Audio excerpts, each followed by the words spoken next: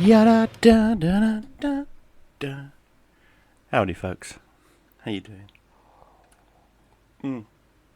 I've got a lovely cup of coffee. It is not a bad day. Not a bad day. I wonder what Vice Grip Garage is doing today. Still, hey, all been. I'm doing great. Been streaming a little bit, off and on YouTube and Twitch, just here and there when I got time to do more than scratch my ass and sniff my finger. I've also been uploading videos like crazy to the channel, and some of you guys are really digging it, and I just thank you. I truly mean that. Thank you.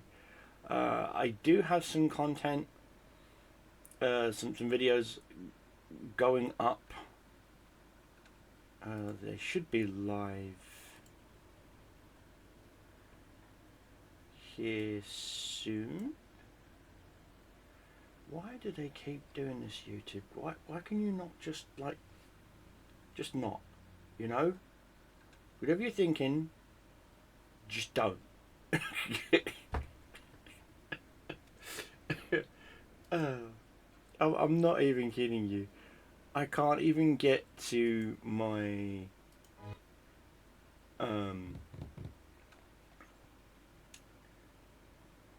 my channels. There you go. Without having to click like 100 fucking, pardon my French, 100 bloody things and whatnot. Yeah, so I've got the MP41 review video. That's going live in 2 days. This one's going up today, and tomorrow's video is going to be about your BR tactics lineup and how to be very flexible in your lineup in enlisted. I'm also going to probably do a little bit of streaming today. I don't know yet. I'm not sure what time. Mostly because I'm doing stuff in. Oh no, I've got to cover this code up. I'm doing stuff in Magic Arena. I got this code given to me by someone.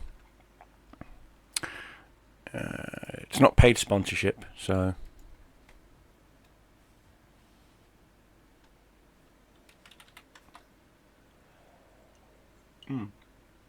Spoke to my partner. Haven't seen her in a couple of days, so getting to talk to her kind of put a smile on my face. And yeah, it's good talking to her. She makes me smile. She does make me smile. Got some amazing news about my younger brother. He was diagnosed a year ago and some change. Actually, no, it was. He went in for initial testings before COVID, the first round of lockdowns. Nothing came of that because of the lockdowns. So he went to a private hospital, and they tested him and found out that he had stomach cancer. Really bad stomach cancer. It was like stage 2 at the time, so it was manageable.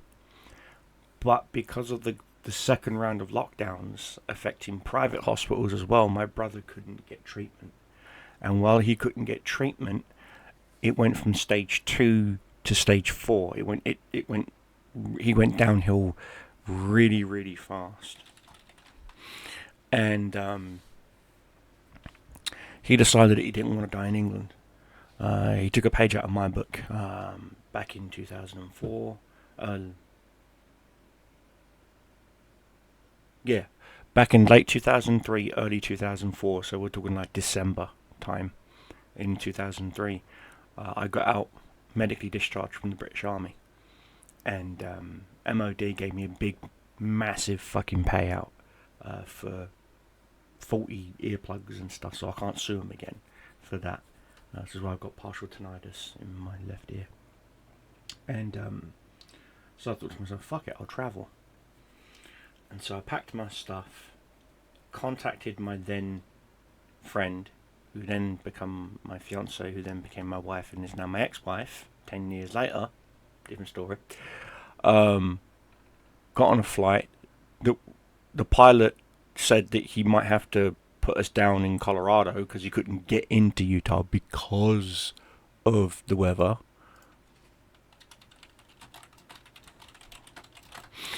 And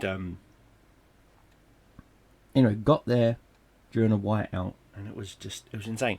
Well, he took a page out of my book, and he was like, well, fuck this, I'm not going to die in England. I'm out. And so he sold his business, sold his rental properties, kept his actual home, and let his children live there, because all his kids are over 18 now, so they're all grown-ups. And he let his kids live there and take care of the house, and he bought a chicken farm in Bulgaria. A fucking chicken farm in Bulgaria.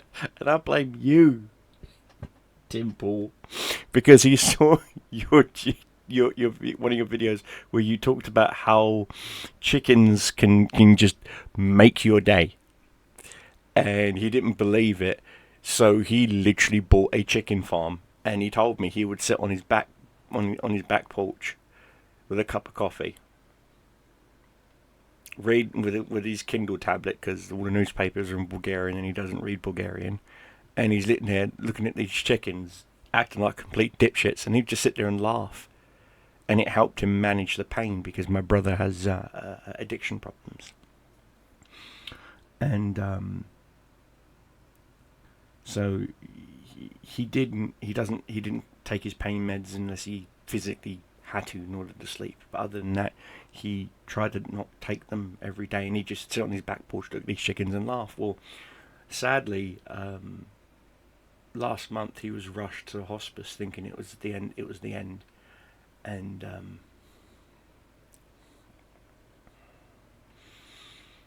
luckily for me, knock on wood, my sister, that's weird, my youngest of my older sisters, I've got 3 older sisters, the youngest of my 3 older sisters, she's a nurse. She was a midwife for 13 years. She went to medical school. She only became a midwife because the day she started her residency as a general practitioner doctor, the midwife section of the hospital was short-staffed. So she went there and she loved it. She was helping little newborn babies come into the world, and it was amazing. She was comforting people when their newborns passed away or was sick. She would hold their hands, and she is an amazing mother, an absolute amazing mother. I'm so proud of my sister. And well, after 11, 12 years of doing that and some other things, she decided to go into the private sector. And she runs 3 nursing homes. And she runs all 3 of those nursing homes with nothing but tender, loving care. If she gets a whiff of a possibility of one of her staff members that she's personally hired being anything other than unkind, I mean, literally, I watched her scold one of her employees because they called one of their clients, called her something derogatory. I watched my sister walk up to her and tell her, "Follow me, please," and all I heard was just it was like Kenny turned up. The door was muffling, and I watched this woman walk out crying her eyes out, go into the staff locker room, take her stuff and leave. My sister fired her for talking bad to one of her guests. That's how responsible my sister is. Well, when she found out that her baby brother was about to die, she said, "Nuh-uh, I've got PTO, I've got time saved up, I'm going to go see him." She offered it to me. I couldn't go, sadly, I don't have the finances. So she went, and when she landed, she got a red-eye flight. She landed, she slept on the plane for maybe like an hour. And when she landed, she got a taxi straight to the hospital. She even carried her suitcase with her. When she walked in there, she goes, "This is my patient. What have you been doing?" And she got his charts and everything else and whatnot. And she was like, "Take him off of this, take him off of this, take him off of that, put him on this, put him on this, and put him on this, and start him on dialysis immediately." And the doctor was like, she's like, "No, you can, and you will. You're doing it now." And she just took charge. And I am so proud to say that my brother has actually gone into remission. He's no longer stage 4 fatal. He's now at stage 3.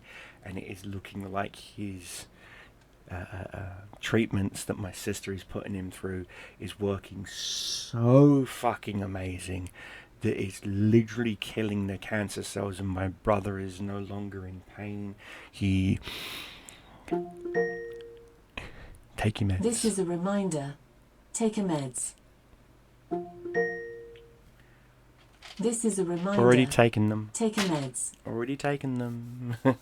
And so he's actually in remission, which is amazing news. And now he's complaining now he's got to sell his chicken farm and move back to England and find himself something to do. But I told him, wait until you are 100% healthy. You know, on your feet, cleared of everything, and then, hell, keep the chicken farm. It's actually making him money. His chicken farm is making him money. And he has like 20 employees. He's got like, I think he said at one point he's got like almost 18,000 chickens and like 19 coops. These are big, these not little small coops. These things are like huge coops, you know? And, but he's got a couple of chickens that he says. What he does is he goes to each one and he picks one chicken, one hen out of each one, and he pulls them out and says, "No, you're not being killed." You know, even though they don't lay eggs anymore or anything, he does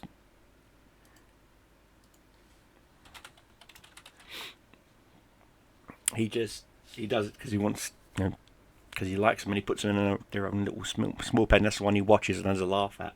Has a good old chuckle, yeah. And thank you, Tim Paul, for that.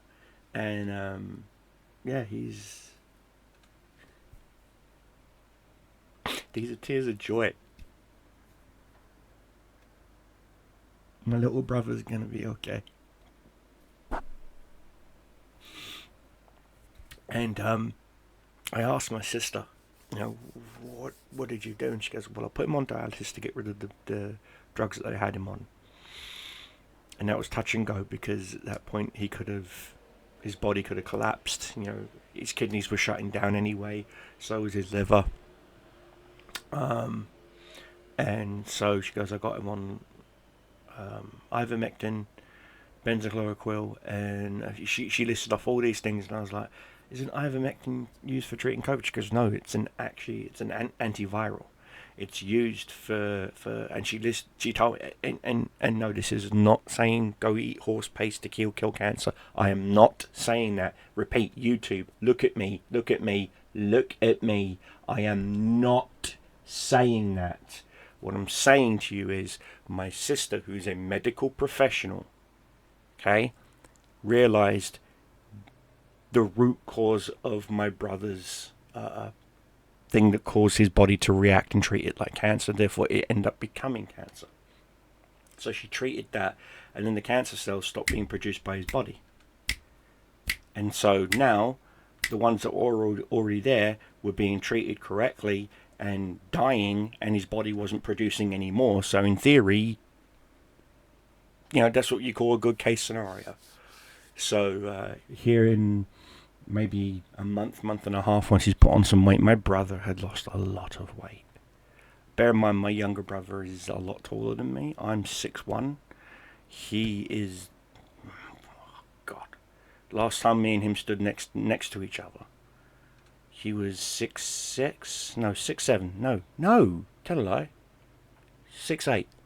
He was 6'8". And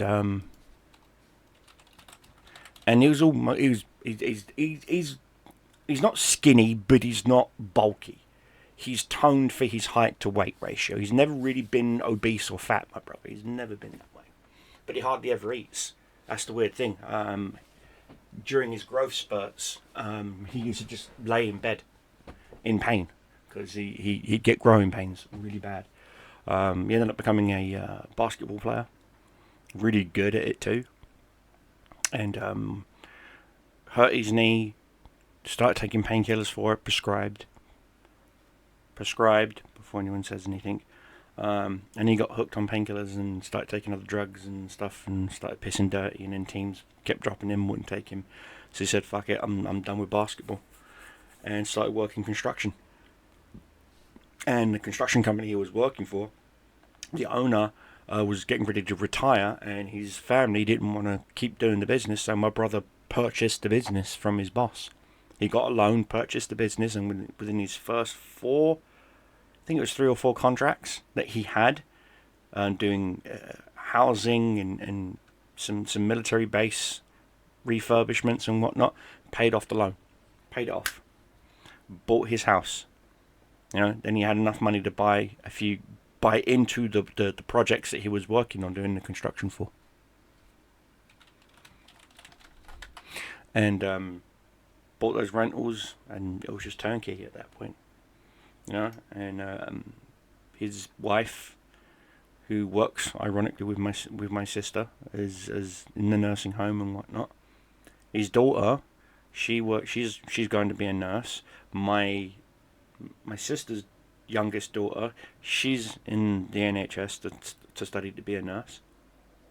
And my daughter is going into social care. She wants to be a social worker to help kids who have special needs and are in social care, because her stepbrother, not my son, her stepbrother, he has autism, and so it's a cause close to her heart, and I'm very proud of my daughter for doing that.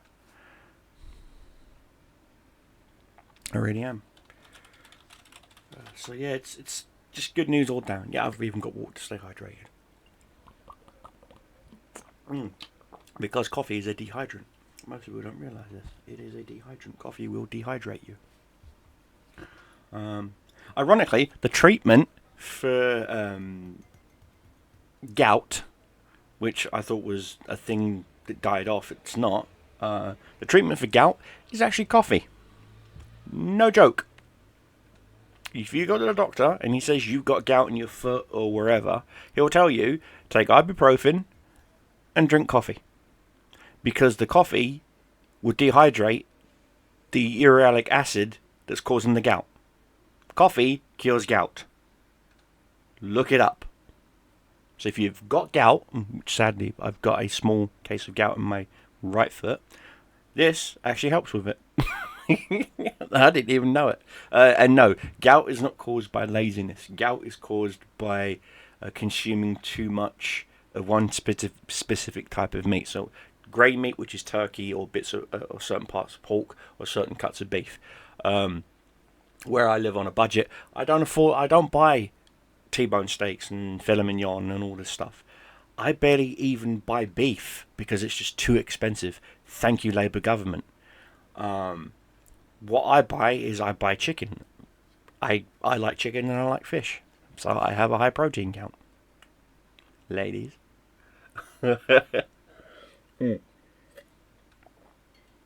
Coffee's done, so the video's done. Anyway, guys, thanks for letting me rant and let me get it out of my system. You guys are amazing. Love you all. See you on the other side.